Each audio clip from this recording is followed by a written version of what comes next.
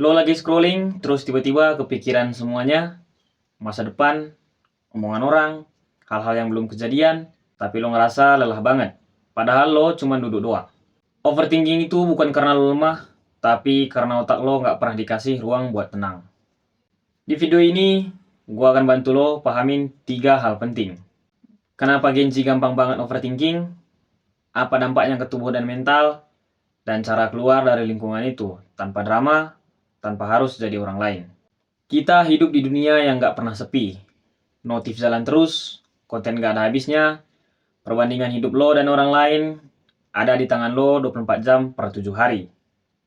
Akhirnya, otak kita kerja overtime, semua hal dicerna sekaligus, deadline, mantan, omongan orang, masa depan, ekspektasi keluarga, target hidup yang gak jelas kapan nyampenya.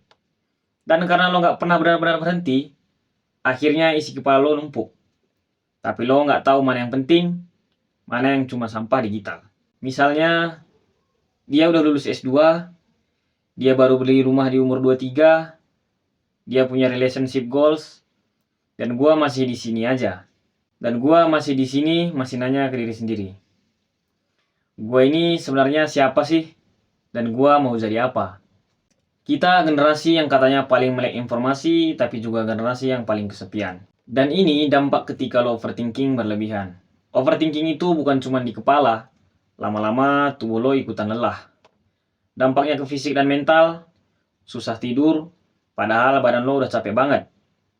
Makan gak nafsu, atau malah makan berlebihan. Emosi naik turun, gampang tersinggung. Hilang fokus, tugas numpuk tapi otak ngeblank. Ngerasa gak berharga, stuck, dan hopeless. Dan yang paling bahaya, lo jadi percaya sama pikiran negatif lo sendiri. Padahal, kadang itu cuma overanalisis dari sesuatu yang gak pernah kejadian. Overthinking itu bukan cuma soal pikiran, dia pelan-pelan ngerusak dari dalam. Tidurmu terganggu, nafsu makan menurun, produktivitas anjlok, dan yang paling menyakitkan, kamu mulai kehilangan rasa percaya pada diri sendiri.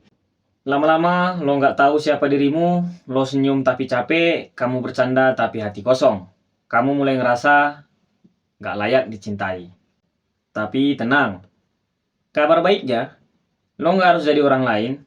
Lo nggak perlu pura-pura kuat, yang kamu butuh cuma satu hal. Berhenti melawan diri sendiri. Solusi buat overthinking itu bukan cuma jangan dipikirin, karena itu kayak bilang ke orang stres buat tenang aja. Nggak semudah itu guys. Strategi pertama yang harus lo lakuin, eksternalisasi pikiran. Caranya, tulis semua yang mutar di kepala lo, nggak usah rapi, pakai notes, kertas, atau voice note. Pas lo keluarin isi kepala lo, baru lo sadar. Ternyata sebagian besar yang lo pikirin gak sepenting itu. Setelah lo sadar, lo buang semua yang gak penting di hidup lo. Strategi kedua, grounding teknik. Metode 5, 4, 3, 2, 1. Lihat 5 hal di sekitar lo, sentuh 4 benda, dengerin 3 suara, hirup 2 aroma, dan rasain 1 hal di badan lo sekarang. Cara ini bantu otak lo balik ke sekarang, bukan masa depan yang belum kejadian. Strategi ketiga, bikin rutinitas calm down malam. Hindari screen 1 jam sebelum tidur, matikan lampu putih, dengerin musik pelan, tarik napas dalam-dalam. Ini bukan ritual lebay, tapi sinyal buat ngasih tahu otak lo kalau waktunya berhenti mikir. Strategi yang keempat, perjelas batas pikiran. Overthinking sering muncul karena kita nggak tahu apa yang bisa kita kontrol. Bikin 2 lists. Yang pertama, apa yang lo kontrol? Yang kedua, apa yang lo nggak bisa kontrol? Fokus lo cuma membuat yang bisa dikendalikan. Sisanya, lepasin.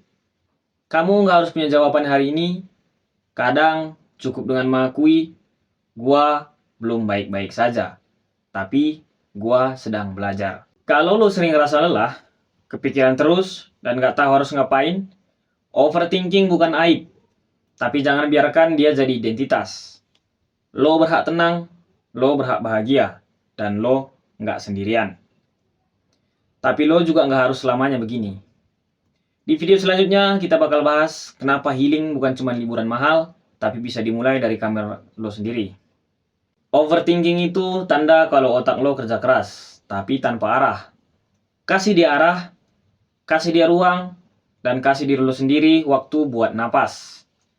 Gua Jojo dari channel Jojo Neo, tempat Genji ngobrol santai tentang kesehatan fisik dan mental, dengan cara yang relate dan gak ribet.